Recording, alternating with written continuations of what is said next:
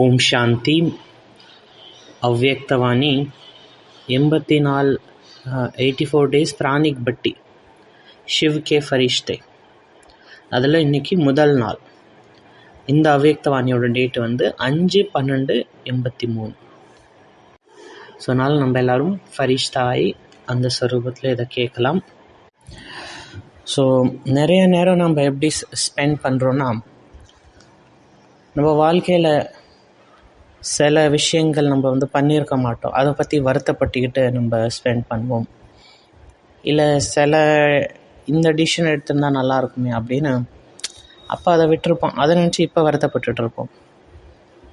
இல்லை ஃப்யூச்சரை பற்றி வருத்தப்பட்டுருப்போம், அது நம்ம கண்ட்ரோலில் இல்லை. இருந்தாலும்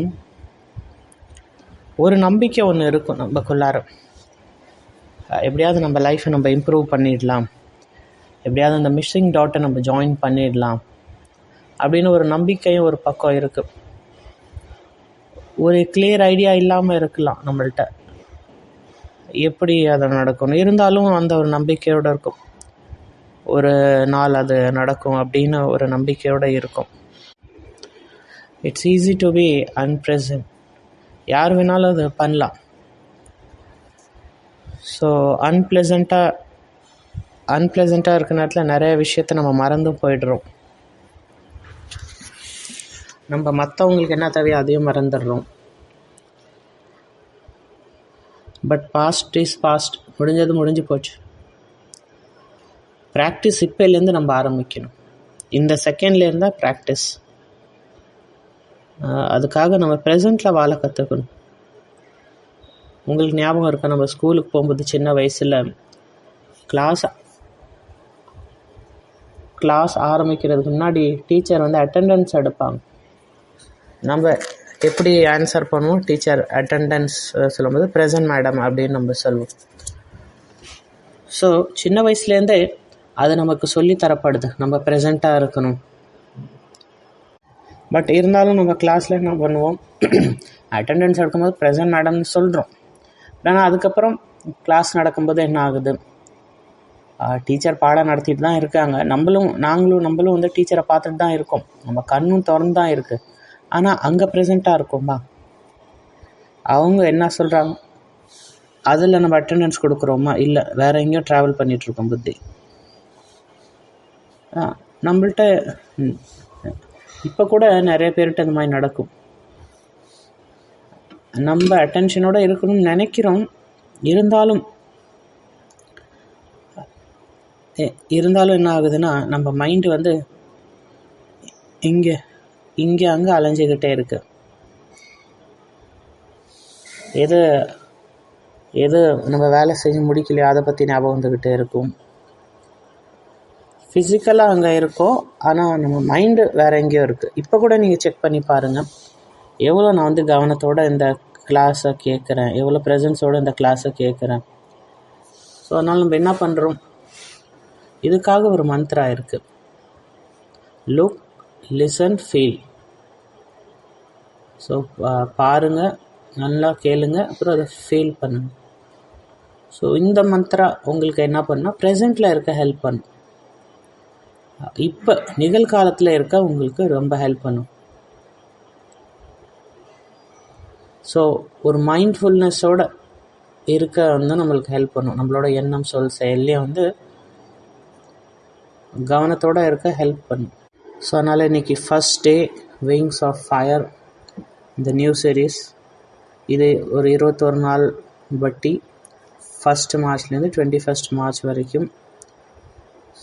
ஸோ இதில் வந்து நம்ம அவ்யக்தவாணி டிஸ்கஷன் பண்ணுவோம். 1983 ஓட அவ்யக்தவாணியை நம்ம டிஸ்கஸ் பண்ணுவோம்.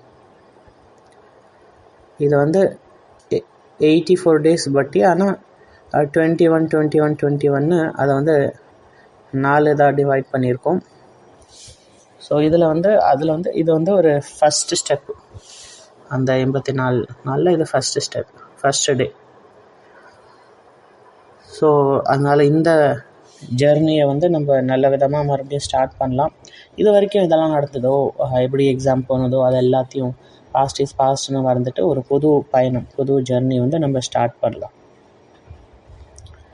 ஸோ இப்போ நம்ம இந்த நிகழ்காலத்தில் சம்பூர்ணமாக ப்ரெசண்டில் இருக்கலாம். இப்போ நான் இங்கே இருக்கேன், இன்னிலேருந்து ஒரு புது பயணம். இன்றைக்கி முரடி டேட் வந்து 5th December 1983. சங்கம யுகம் தான் தந்தை மற்றும் குழந்தைங்களுக்கான சந்திப்புக்கான யுகம். இந்த முரளியில் பாபா வந்து 2 விதமான ஆத்மா பற்றி டிஸ்கஸ் பண்ணுறாங்க. அதில் ஃபஸ்ட்டு வந்து பார்த்திங்கன்னா, ஒருத்தவங்க வந்து இறைவனுக்காக வெயிட் பண்ணிகிட்டு இருக்காங்க. அவங்க வந்து கடவுளை பற்றி நம்புகிறாங்க, கடவுள் வந்து இன்ஃபனைட் அப்படின்னு அவங்க வந்து நினைக்கிறாங்க. ஆனால் என்ன நினைக்கிறாங்கன்னா, கடவுளை சந்திக்கிறது வந்து அது முடியாத ஒரு விஷயம் அப்படின்னு, அவர் கூட இருக்கிறது ரொம்ப கஷ்டமான விஷயம் அப்படின்னு புரிகிறாங்க. அவங்க கடவுளை பற்றி பாட்டு பாடுறாங்க, அந்த பிரிவுக்கான பாட்டு பாடுறாங்க. இருந்தாலும் ஒரு நம்பிக்கை இருக்குது, எப்பயாவது கடவுள் வருவார், எப்பயாவது நம்ம கடவுளை சந்திப்போம் அப்படின்னு ஒரு நம்பிக்கை இருக்குது. அடுத்த கேட்டகரி என்னென்னா, அவங்க கடவுள் கூடவே தான் இருக்காங்க நம்மள மாதிரி. ஸோ உலகத்தில் உள்ளவங்க எப்பயாவது கடவுளை சந்திப்போம் அப்படின்னு நினச்சிட்ருக்காங்க. ஆனால் நம்ம என்ன சொல்கிறோம், இப்போ நம்ம வந்து கடவுளை சந்திச்சிட்ருக்கோம். ஸோ அதனால் நம்ம வந்து சகயோகி. நமக்கு வந்து இது வந்து ஒரு செகண்டுக்கான விஷயம். நம்ம ஆத்மானு உணரும் போது பரமாத்மாவை அனுபவம் பண்ணுறோம். ஸோ அதனால் நம்ம நிரந்தரமாக ஒரு பாபா கூட சந்திப்பில் தான் இருந்துக்கிட்டே இருக்கும். ஸோ அதனால் இந்த சங்கம யுகமே சந்திப்புக்கான யுகம்தான். இந்த சந்திப்பு தான் மேலா திருவிழா மாதிரி. ஸோ அதனால் இந்த நேரத்தில் தான் நம்ம என்ன செஞ்சாலும், நம்ம எந்திரிச்சாலும், குடித்தாலும், சாப்பிட்டாலும், என்ன பண்ணாலும் அது எல்லாமே பாபா கூட பண்ணுறோம். இப்போ உலகத்தில் ஒரு பக்கம் கடவுளுக்காக வெயிட் பண்ணிகிட்ருக்காங்க.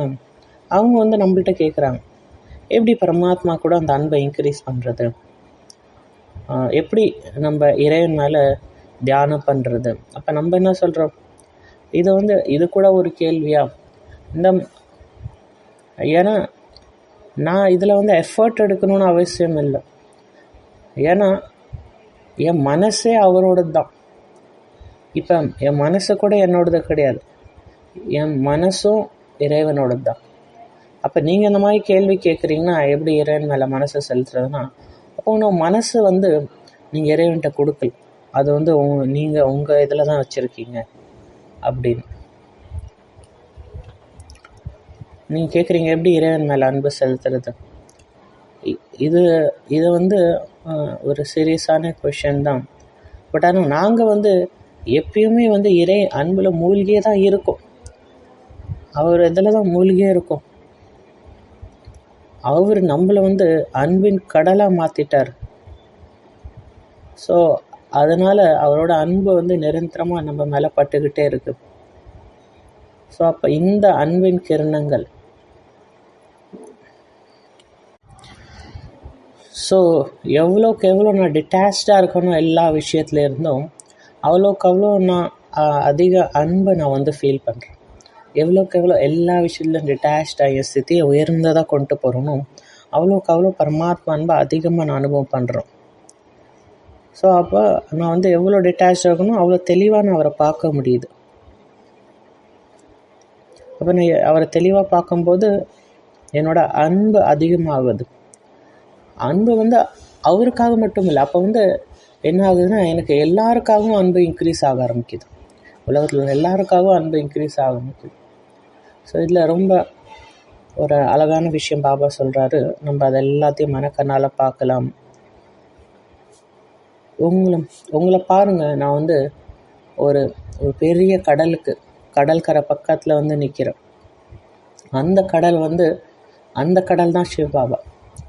அவருடைய அந்த அலை, அவருடைய அந்த அன்பின் அலை என்னை வந்து டச் பண்ணுது. அப்படியே நான் வந்து அந்த கடலுக்குள்ளார இழுத்துட்டு போகிறேன், அந்த அன்பு கடலுக்குள்ளார. அந்த அன்பு, அங்கே உள்ள அந்த அன்பு, அந்த அமைதி, அது எல்லாத்துலேயும் நான் வந்து மூழ்கிக்கிட்டே இருக்கேன். நானும் அந்த கடலோடு கலந்து நானும் அன்பு கடலாக மாறிட்டுருக்கேன். ஸோ இதுதான் பிராமண வாழ்க்கையோட ஸ்பெஷாலிட்டி. ஸோ இதுதான் உண்மையான பொக்கிஷம். ஸோ உலகாயுத ஆத்மாக்கள் வந்து அவருடைய அன்புக்காக ரொம்ப தாகத்தில் இருக்காங்க. ஆனால் நம்ம வந்து இங்கே அவருடைய அன்பை அனுபவம் பண்ணுறோம். ஆனால் நம்ம எப்பயுமே அவர் அன்பில் மூழ்கி இருக்கோம். அடுத்த விஷயம் வந்து பார்த்திங்கன்னா, பாபா வந்து அந்த சாத்திரக் பறவையை பற்றி சொல்கிறார். நீங்கள் எல்லோரும் சாத்திர குழந்தைங்க. சாத்திரக் வந்து ஒரு பறவை. அது வந்து சன்ஸ்கிரித், உருது லிட்ரேச்சரில் ரொம்ப ஃபேமஸ். இந்த பறவையோட ஸ்பெஷாலிட்டி என்னென்னா, அது வந்து தூய்மையான மேலேருந்து வர அந்த மழை தண்ணியை மட்டும்தான் குடிக்கும். மற்ற வேறு எந்த தண்ணியும் குடிக்காது. ஸோ அது என்ன ஒரு சிம்பாலிசம்னா, அதில் வந்து அந்த இன்டென்ஸ் லாங்கிங், பேஷன்ஸ், அந்த பக்தி, இறைவன் மேலே உள்ள அந்த இறை அன்புக்காக உள்ள அந்த ஏக்கம். ஸோ அப்போ அந்த தாகமாக இருக்கிற குழந்தைங்க வந்து இந்த பறவை மாதிரி. ஸோ அந்த மாதிரி குழந்தைங்க வந்து அந்த இறை அன்புக்காக ரொம்ப தாகத்தோடு காத்துட்ருக்காங்க. இந்த சங்கமயுகத்தில் நமக்கு அந்த அன்பு கிடைக்கிது. இப்போ வந்து பாபா ஷிஃப்ட் பண்ணுறாரு. இப்போ வந்து அந்த முரளியோட மூடே ஷிஃப்ட் பண்ணிவிட்டு நம்மள்ட்ட கேள்வி கேட்குறாரு. நீங்கள் எல்லோரும் சந்தோஷமாக இருக்கீங்களா? அடுத்த கேள்வி வந்து, நீங்கள் வந்து சதா குஷியாக இருக்கீங்களா, இல்லை எப்போயாவது தான் குஷியாக இருக்கீங்களா? அப்போ நீங்களே வந்து உங்கள்கிட்ட கேட்டு பாருங்கள், நான் சதா குஷியாக இருக்கேனா, இல்லை எப்போயாவது குஷியாக இருக்கேனா, இல்லை சில நேரத்தில் நான் மாயாவோட அட்ராக்ட் ஆகிடுறானா, இல்லை கன்ஃபியூஷன் ஆகிடுறானா?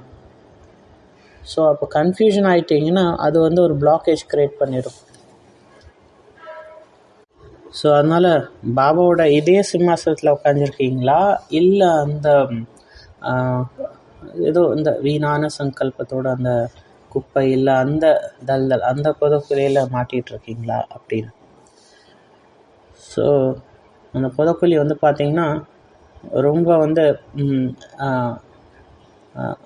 ஒரு தல்தல் மாதிரி இருக்கும். அதில் காலை வச்சிங்கன்னா உள்ளார போய்கிட்டே இருப்பீங்க. ஸோ அது வந்து ரொம்ப லோ பாயிண்ட். ஒரு வாட்டி அதில் விழுந்துட்டோன்னா, எக்ஸாம்பிள் ஓவர் திங்கிங், ஒரு வாட்டி ஓவர் திங்கிங்கில் போயிட்டே இருந்தோன்னா அதில் போயிட்டே இருப்போம், இந்த புதக்குழியில் காலை வைக்கிற மாதிரி.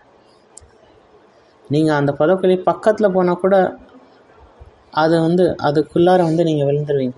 அதுக்கு ஆப்போசிட்டில் வந்து பார்த்திங்கன்னா பாபாவோட இதய சிம்மாசனம், அது எவ்வளோ வந்து சுகம் கொடுக்கக்கூடியது. ஸோ அதனால் அவருடைய இதய சிம்மாசனத்தில் உட்காருங்க. அது வந்து ரொம்ப ஒரு ஹை பாயிண்ட். ரெண்டுத்துக்கு எவ்வளோ வித்தியாசம் பாருங்கள். அந்த புதக்குழி கீழே இருக்குது, அந்த பாபாவோட இதய சிம்மாசனம் மேலே இருக்குது. ஸோ இது வந்து தேகபானத்துக்கான விஷயம் கூட. ஸோ அந்த புதக்குழியில் கால் வச்சா நம்ம வந்து பார்த்திங்கன்னா தொலைஞ்சு போயிடுவோம். ஆனால் பாபாவோட இதய சிம்மாசனத்தில் உட்காந்துருந்தீங்கன்னா உங்களுக்கு அன்பும், நீங்கள் அன்பில் வந்து மூழ்கி போயிடுவீங்க அப்படின்னு. ஸோ அது வந்து ஒரு விஐபி சீட்டு மாதிரி. பாபாவோட இதய சிம்மாசனம் ஒரு விஐபி சீட்டு மாதிரி. நீங்கள் வந்து இதய சிம்மாசனத்தோட எக்ஸாம்பிள் எடுத்திங்கன்னா, நீங்கள் வந்து ஒரு ஸ்டேடியத்தில் இல்லை கிரிக்கெட் கிங் மாதிரி. ஸோ அதனால் பாபா கேட்குறாரு, நீங்கள் எதை செலக்ட் பண்ணுவீங்க?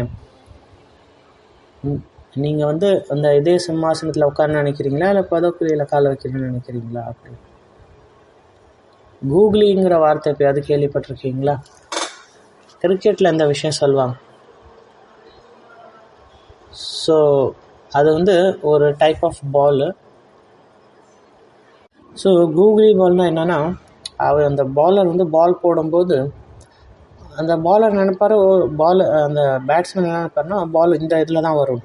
ஆனால் அவங்க போடும்போது அந்த பால் வந்து வேறு ஒரு டைரெக்ஷனில் போய்டும். அவங்க எதிர்பார்த்த மாதிரி பால் வராது, வேறு ஒரு டைரெக்ஷன்லேயே போய்டும். பேட்மேனே கன்ஃபியூஷன் ஆகிடுவார், இது எப்படி அடிக்கிறது அப்படி. ஸோ அது மாதிரி நம்ம லைஃப்லேயும் வந்து நிறைய விதமான ப்ராப்ளம்ஸ், நம்ம எதிர்பார்க்காத ப்ராப்ளம்ஸ், எதிர்பார்க்காத பேப்பர்ஸ் இதெல்லாம் வரதான் செய்யும். ஸோ அந்த மாதிரி நேரத்தில் நான் வந்து பாபா கூட சதா இருந்தேன்னா, அந்த மூமெண்ட்லேயும் நான் பாபா கூட இருந்தேன்னா, அப்போ நம்ம ஈஸியாக அந்த பாலையும் விளையாட முடியும், அந்த விளையாட்டை வந்து ஈஸியாக விளையாட முடியும். ஆனால் நம்ம வந்து மாட்டிக்கிட்டோம், ஏதோ குழப்பம் கன்ஃபியூஷனில் இருக்கோன்னா என்ன ஆகும்? அந்த கன்ஃபியூஷன்லேயே நம்ம வந்து ஸ்பின் ஆகி அவுட் ஆகிடுவோம். ஸோ அதனால் இப்போ நம்ம என்ன பண்ணணும்? இதில் பாபா என்ன சொல்கிறாருன்னா ப்ரெசண்ட்டில் இருங்க, என் கூட இருங்க, எப்பயுமே தனியாக இருக்காதீங்க, என் கூட கனெக்டடாக இருங்க. அந்த முரளியோட கடைசியில் பாபா வந்து ஒரு gift தர்றாரு. நீங்கள் பிராமண ஜென்மம் எடுத்த உடனே உங்களுக்கு பாபா gift கொடுக்குறாரு.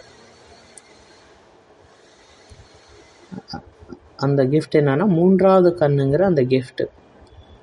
ஸோ பாபா வந்து அந்த 3வது கண்ணுங்கிற gift நமக்கு தரார். கிஃப்டை கூட இங்கிலீஷில் ப்ரெசண்ட்டுன்னு சொல்லுவாங்க, அதாவது இந்த நிகழ்காலத்தில் இருக்கு. ஸோ அதனால் நம்ம வந்து நிகழ்காலத்தில் இருக்கோன்னா அதுவே வந்து நம்மளுக்கு ஒரு gift கிடைக்கிற மாதிரி. இது இங்கிலீஷில் அழகாக சொல்லுவாங்க, அதாவது ப்ரெசண்ட்டில் இருந்தீங்கன்னா உங்களுக்கு ப்ரெசண்ட் கிடைச்ச மாதிரி, அதாவது நிகழ்காலத்தில் இருந்தீங்கன்னா உங்களுக்கு gift கிடைச்ச மாதிரி அப்படின்னு. ஸோ அதனால் நம்ம பாபாட்டேருந்து gift கிடைச்சதுக்கப்புறம் நம்ம மனசால் மேரா பாபா, என்னுடைய பாபா அப்படிங்கிற அந்த வார்த்தை நம்ம வாயிலேருந்து வருது. என்னுடைய பாபா அப்படிங்கிற அந்த வார்த்தை வருது. அதுக்கப்புறம் பாபா என்ன சொல்கிறாருன்னா, பாபா அந்த அன்புனால உங்களுக்கு gift தர்றாங்க. ஸோ அது யார் வாங்குகிறாங்களோ அவங்களும் ரொம்ப அன்போடு வாங்கணும். ஸோ அப்போ கொடுக்குறவங்க என்ன நினைக்கிறாங்கன்னா, யாரோ ஒருத்தவங்க gift கொடுக்குறாங்கன்னா அவங்க என்ன எதிர்பார்ப்பாங்க? இந்த கிஃப்ட்டை வந்து அவங்க நல்ல விதமாக பார்த்துக்கணும் அப்படின்னு. ஸோ அதனால் இங்கே நம்ம வந்து 5 ways பார்க்கலாம், இந்த கிஃப்ட்டை எப்படி நல்ல விதமாக பார்த்துக்கலாம் அப்படின்னு. ஸோ உங்களுக்கு ஞாபகம் இருக்கா என்ன gift பாபா கொடுத்துருக்காரு? 3வது கண். 3வது கண்ணுங்கிற gift பாபா நம்ம கொடுத்துருக்காரு.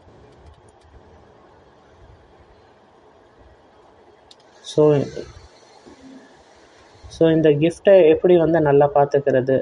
அப்போ நினைவின் மூலியமாக இந்த 3வது கண்ணை எப்பயுமே ஆக்டிவாக வச்சுக்கணும். ஸோ டெய்லி நம்ம வாயிலேருந்து வர முதல் வார்த்தை என்ன இருக்குன்னா, பாபா, என்னுடைய பாபா அப்படின்னு இருக்கு. ஸோ அதை ஆக்டிவாக வச்சுக்கணும். என்ன பண்ணணும்? அது எப்பயுமே சார்ஜாக வச்சுக்கணும், அந்த ஆத்மா உணர்வில் இருக்கணும். ஸோ நான் தான் அந்த ஆத்மா, நான் அந்த பேட்ரி, நான் அந்த சுப்ரீம் பேட்டரியோட சுப்ரீம் சார்ஜரோட கனெக்டடாக இருக்கேன். 2வது செகண்ட் வே என்னன்னா, ஸோ அந்த கிஃப்டை வந்து வேறு விஷயங்கள்லேருந்து காப்பாற்றி வச்சுக்கணும், நெகட்டிவ் விஷயத்துலேருந்து காப்பாற்றி வச்சுக்கணும். அதாவது மாயாட்டேருந்து தூரமாக இருக்கணும், மைண்டில் கிளியராக இருக்கணும். எப்பயோ டவுட்டு வருதா? நிறைய வாட்டி டவுட் வரலாம் உங்களுக்கு. ஸோ அப்போ அந்த மாதிரி நேரத்தில் இந்த 3Pயை ஃபாலோ பண்ணுங்கள். பாஸ். ஸோ இந்த 3P ஞாபகம் வச்சு. ஃபஸ்ட்டு P வந்து பாஸ், செகண்ட் P வந்து பாண்டர், அப்புறம் 3வது P வந்து பாஸ். ஸோ அதில் ஃபஸ்ட்டு பாபா என்ன சொல்கிறாங்கன்னா, எப்போயாவது உங்களுக்கு டவுட் வருதா, ஸ்டாப், பாஸ் பண்ணுங்கள். அதுக்கப்புறம் செகண்ட் P பாண்டர், அதை பற்றி சிந்தன் பண்ணுங்கள். அந்த புதக்குழியில் நான் மூழ்கிடக்கூடாது. நான் பாபாவோட இதய சிம்மாசனில் உட்காந்துருக்கேனா இல்லை அந்த புதக்குழியில் மூழ்கிட்டு இருக்கேனா, அதை பற்றி சிந்தன் பண்ணுங்கள். இதுதான் பாண்டரிங். 3வது வந்து ப்ரொசீட். மறுபடியும் அப்படி இல்லைன்னா மறுபடியும் என்னை வந்து பாபாவோட இதய சிம்மாசனத்தில் அமர வச்சுக்கணும். அடுத்து வந்து முரளியை பற்றி சிந்தன் பண்ணு. உங்கள் மனசை வந்து முரளி பக்கம் டைவர்ட் பண்ணுங்கள். நம்ம சொல்லியிருக்கோம், அதை லுக் பண்ணுங்கள், அதை ஃபீல் பண்ணுங்கள், பாபா சொல்கிறத ஃபீல் பண்ணுங்கள். முரளி எந்த வேவில், முரளியில் எப்படிலாம் பாபா சொல்கிறாரு, அந்த அன்பு, முரளியில் அந்த குஷி, முரளியில் உள்ள அந்த அமைதி, அந்த பவர், சக்தி, அதெல்லாம் அனுபவம் பண்ணுங்க. ஸோ அந்த முரளி வந்து நம்ம 3வது கண்ணை க்ளீன் பண்ணுது. அடுத்து 4வது வந்து அதை யூஸ் பண்ணுங்கள், லூஸ் பண்ணிடாதீங்க. உங்களுக்கு யாரோ ஒருத்தவங்க gift தராங்கன்னா கொடுக்குறவங்க என்ன நினைப்பாங்க, இவங்க இதை நல்ல விதமாக யூஸ் பண்ணணும். அப்போ அவர் பார்க்குறாரு இவங்க நல்ல விதமாக யூஸ் பண்ணுறாங்கன்னா அவங்க சந்தோஷப்படுறாங்க, நம்மளும் சந்தோஷப்படுவோம். இப்போ பாபாவும் அதை சொல்கிறாரு, இதை யூஸ் பண்ணுங்க, அதை அப்படியே வச்சிடாதீங்க. அதை சும்மா வச்சுருந்தீங்கன்னா டஸ்ட்டு தான் பிடிச்சி போகும். அடுத்து எப்படி அதை யூஸ் பண்ணுறது, எப்படி அதை மூன்றாவது கண்ணுங்கிற கிஃப்ட் எப்படி யூஸ் பண்ணுறது, எல்லாத்தையும் மூன்றாவது கண்ணுலேருந்தே பார்க்கணும், எல்லாத்துலேருந்து டிட்டாச்சாக இருக்கணும்.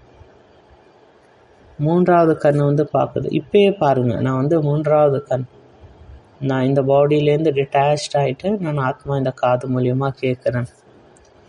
ஸோ நான் ஆத்மா இந்த கண் மூலியமாக பார்க்குறேன், இந்த கண் மூலியமாக இந்த முரளியை ஃபீல் பண்ணுறேன். ஸோ இந்த ஆத்மா பயிற்சி அடிக்கடி பண்ணிக்கிட்டே இருங்க. நான் டோட்டலி இந்த உடல்லேருந்து நான் டிஃப்ரெண்ட், இந்த ஆத்மா டிஃப்ரெண்ட். அடுத்து பாபா சொல்கிறாரு, கடைசி விஷயம் எப்படி இந்த கிஃப்டை நல்லா பார்த்துக்கலான்னா ஷேரிங், எல்லாருக்கும் மற்றவங்களுக்கும் சொல்கிறது, மற்றவங்களுக்கும் காமிக்கணும் நீங்களும் ஆத்மா தான், பாபாவோட ஞானத்தை மற்றவங்களுக்கு ஷேர் பண்ணும். ஸோ அதனால் பாபா என்ன சொல்கிறேன், எல்லாருக்கும் இந்த ஞானத்தை ஷேர் பண்ணுங்கள். எப்படி நம்ம இதை ஷேர் பண்ணலாம்? ஏன்னா தேர்டு மூன்றாவது கண்ணை திறந்துருந்ததுன்னா அந்த ஆத்மா ஜொலிக்கும். மற்றவங்களையும் ஆத்மான்னு பார்க்கும்போது அவங்களுக்கும் ஆத்மான்னு வர்றது ஈஸியாக இருக்கும். ஸோ பாபா நமக்கு அந்த அன்புங்கிற கிஃப்ட்டு கொடுத்துருக்காரு, அதை ரொம்ப நல்ல விதமாக வச்சுக்கோங்க. அது அழிவில்லாத பொக்கிஷம், அதை யூஸ் பண்ணுங்கள், எல்லாருக்கும் கொடுங்க. அது உங்கள் இதயத்துக்கு பக்கத்தில் வச்சுக்கோங்க, கொடுத்துக்கிட்டே இருங்க. ஸோ நீங்கள் ஃபஸ்ட்டு பீயிங், அந்த அன்பின் ஸ்வரூபமாக இருங்க, ப்ரெசண்ட்டில் இருங்க, ப்ளஸ் எல்லாருக்கும் கொடுத்துக்கிட்டே இருங்க. ஸோ இந்த நவ் ஜோனில் இருங்க, நான் இந்த ப்ரெசண்ட்டில் இருக்கேன் அப்படின்னு அந்த நவ் ஜோனில் இருங்க. இப்போ நம்ம இந்த முரளியை ரிவைஸ் பண்ணலாம். ஒரு சின்ன ஸ்கிட்டு மூலிமா இதை நம்ம ரிவைஸ் பண்ணலாம். ஸோ ஃபைனலாக யாத் பியார். ஸோ பாபா யாருக்கெல்லாம் யாத் பியார் தராருன்னா, அந்த மாதிரி சர்வ அதிகாரி ஆத்மாக்களுக்கு சதா அந்த கடலின் விதவிதமான அலைகளில் சந்தோஷமாக ஆடி விளையாடி அனுபவம் பண்ணக்கூடிய ஆத்மாக்களுக்கு, அனுபவி மூர்த்த ஆத்மாக்களுக்கு, சதா பாபாவின் இதய சிம்மாசனதாரி ஆத்மாக்களுக்கு, சதா அந்த சந்திப்பு மேலா கொண்டாடக்கூடிய சிரேஷ்ட ஆத்மாக்களுக்கு, கூடவே உள்நாடு மற்றும் வெளிநாடு அந்த குழந்தைங்களுக்கும், உலகத்தில் இறைவனை தெரிஞ்சுக்காத குழந்தைங்களுக்கும் பாப்தாதாவின் அன்பு நினைவுகள். நமஸ்காரம். எல்லா ஆத்மாக்களுக்கும் யதா ஸ்னேஹே ததா ஸ்னேஹே சம்பன் அன்பு நினைவுகள் மற்றும் வாரிசு ஆத்மாக்களுக்கும்